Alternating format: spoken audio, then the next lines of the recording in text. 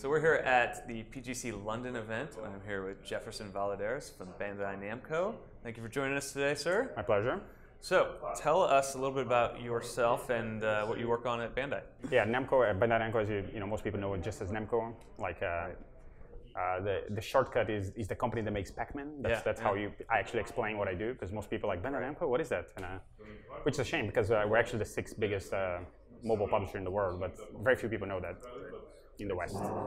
So you've been working now in mobile games for 5, 6, 7 years at least. How different does an event like this feel, or your job feel like today than it did 5 years ago?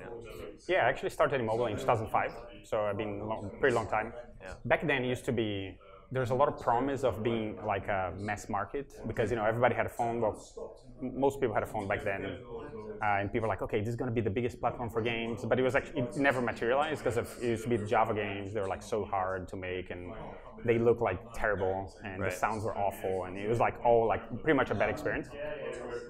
But then with the iPhone, which is around 2009, and then with the App Store coming, like that really changed, and it really became that promise of mass market.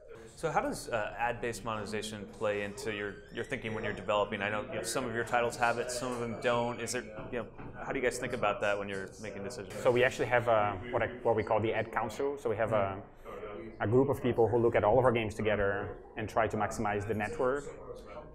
In Japan, they don't really do that. I think part of the reason is because a lot of their games are licensed, and the licensors don't let them put ads.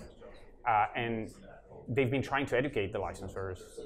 Even like all the thing that in the US, people are very, very willing to try new things. Yeah. In Japan, it's a more traditional place, so not really, right? So even things like influencers, like in Japan, they don't like those things, because they're like, why are you letting this random person talk about my game? No, I want to know, like, PR. Can we make a PR release instead? When you look at ads, or really just the game health in general of a game you're working on, are there a couple of metrics you look at every morning when you wake up that really help you understand the health, and what do you do about those when you see them? In Japan, they're more about profit and stability than they are about growth. So nobody's obsessing like, why is this number not 10x now than what it used to be? Like they're more like, is it steady? So it's a different pace. Like so we don't have as much as those things in a company. Obviously, if it goes down, then people like get a little nervous as usual. But it's less reactive and more like consistent.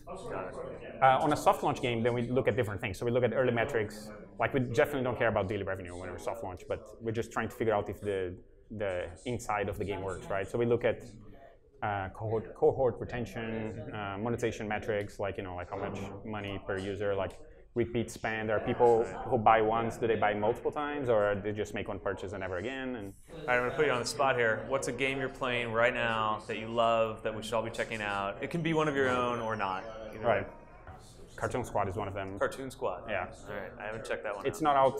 It's like out in a few countries. We'll have to hack our way in to get it, huh? Yeah. All right. But yeah, I've been playing a lot of that. Yeah. All right, sweet. Well, thank you so much for joining us today. My pleasure. All right. Thanks for the invite.